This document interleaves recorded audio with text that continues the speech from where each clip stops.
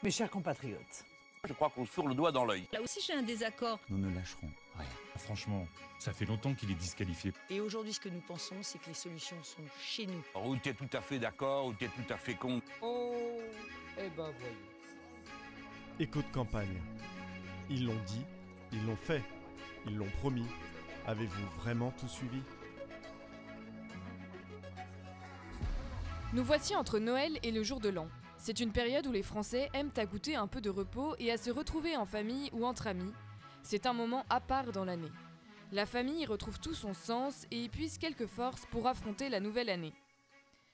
Comme cela a été maintes fois répété sur toutes les antennes et dans les colonnes des journaux, la famille est le premier lieu de solidarité, un refuge plébiscité, particulièrement en période de crise.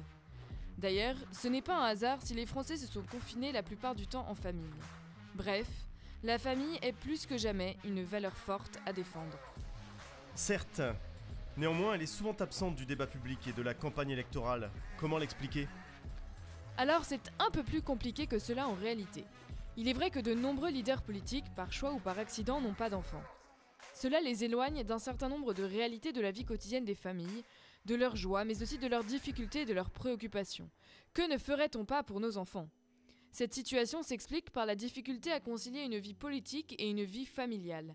La vie politique exige une disponibilité de chaque instant, des déplacements permanents, des interventions sur les ondes au petit matin et des réunions qui se prolongent souvent tard dans la nuit. Dans ces conditions, difficile d'envisager une vraie vie de famille. Dans le même temps, la famille peut aussi être un catalyseur politique.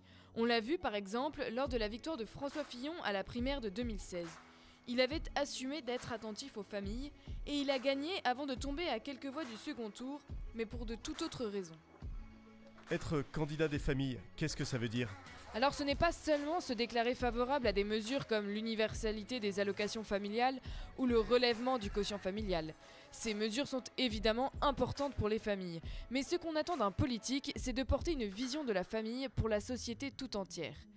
Et oui, ce qu'on attend d'un candidat est qu'il consolide ce qui porte la société, et non pas qu'il consacre toutes les réformes sociétales à des minorités en délaissant la majorité. Et aujourd'hui, force est de constater que de nombreuses difficultés sociales sont étroitement liées aux difficultés des familles. Il faut reconsidérer cette approche. Bon, mais plus concrètement ? Eh bien, c'est commencer par s'adresser aux 18 millions de familles de France. Cela implique de les reconnaître, de s'y intéresser, de prendre le temps de les rencontrer pour identifier ce qu'elles apportent, ainsi que les contraintes et les défis qu'elles doivent affronter. Par exemple, les familles sont une des clés du défi démographique dont découle l'avenir de pans entiers de notre modèle social. En réalité, de nombreux secteurs devraient être traités à l'aune de la famille. L'éducation, la santé, l'économie, mais également la culture, les loisirs, les transports, l'aménagement du territoire, la politique de la ville. On déplore ainsi l'explosion du coût du logement, plus 20% sous le quinquennat d'Emmanuel Macron, sans voir que le premier facteur de tension du marché de l'immobilier, c'est justement l'instabilité des familles. Une famille qui se sépare, c'est 2 logements au lieu d'un, et toutes les dépenses qui vont avec. La conséquence sur les finances des foyers est immédiate. Un autre exemple très parlant. La famille est aussi un passeport pour l'emploi pour de nombreux jeunes, notamment ceux qui, loin des métropoles, voient le permis de conduire et la voiture comme un sésame indispensable pour leur emploi. Et à 18 ans, ce sésame n'est souvent accessible que grâce au coup de pouce des parents et des grands-parents. Et puisqu'on parle d'emploi, continuons avec le monde de l'entreprise. Les entreprises familiales ont à nouveau bonne presse depuis quelques mois. La raison est toute simple.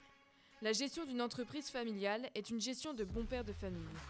Et on y redécouvre tous les bienfaits qui y sont associés, le lien de confiance, les relations humaines, la solidarité, la proximité, autant de qualités propres à la famille et que les Français plébiscitent à nouveau. Le thème famille serait donc beaucoup plus porteur qu'on ne le pense. Les Français le savent déjà, ce sont les politiques qui doivent en prendre davantage conscience et avec eux les journalistes. Soyez attentifs et vous verrez que lorsqu'un politique s'aventure à parler de la famille et à développer une vision pour la famille, il est souvent, trop souvent, interrompu par le journaliste qui l'interroge. Or, ce thème est fondamental aujourd'hui. Est-on condamné à déplorer cette situation ? Ou peut-on espérer voir les choses changer ? Il y a de vraies raisons de garder espoir. J'en veux pour preuve l'envolée d'Éric Zemmour dans les sondages en octobre dernier, au moment même où il enchaînait les déclarations sur l'importance de la famille, du mariage, de la filiation et de l'identité sexuelle. Même constat chez Valérie Pécresse qui s'est autoproclamée candidate des familles dans l'intitulé d'un de ses tracts, ou qui a déclaré dans son premier discours de candidate que pour elle, je cite, « la famille est le socle de la société ». Voilà la preuve que la famille est un pari souvent gagnant. Mais il faut ensuite passer de la parole aux engagements précis en déclinant les mesures pour traduire cette importance accordée à la famille. Et des engagements, les Français attendront des actes, ce qui a fait défaut à la droite lors des derniers mandats qu'elle a eus. Un dernier mot ? Absolument. La famille va se retrouver au cœur de l'actualité dès la rentrée avec la question de l'autorité et de la responsabilité parentale notamment. Par exemple, seront abordées la question du vaccin pour les enfants, en particulier les plus jeunes, de 5 à 11 ans, et la possible obligation pour les mineurs dès 12 ans. Les parents, rappelons-le, sont les éducateurs de leurs enfants. Ce sont eux qui en sont responsables et qui veulent le meilleur pour eux.